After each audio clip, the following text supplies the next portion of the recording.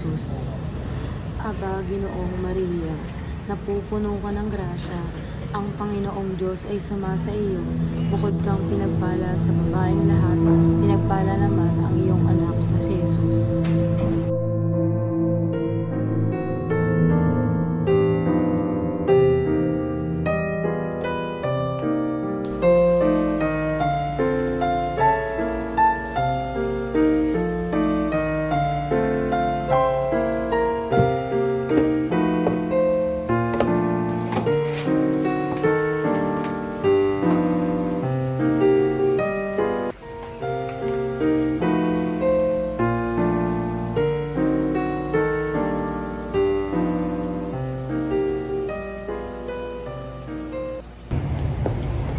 Mrs. Imelda, there's a lot of activists and communists outside.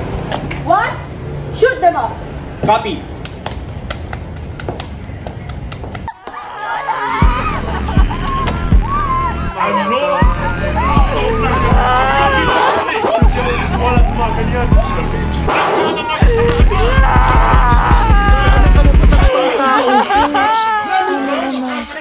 Kailang bahala sa bayang ito.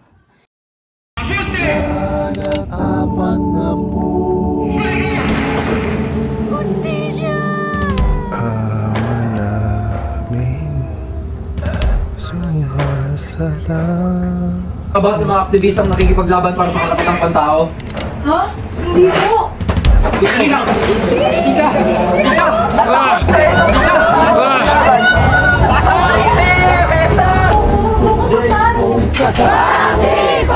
Bitawan niyo ako!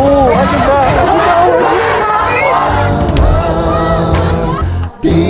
Ang gagawin niya sa akin!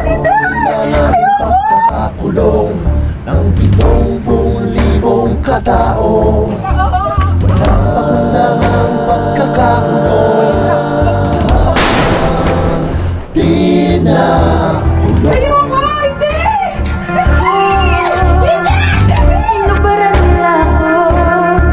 Pinaupo sa malamig na yelo. Tapos pinasok ang kanya sa akin.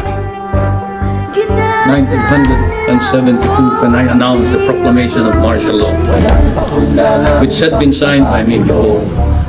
With your support, placing myself, my life, and my family's life and honor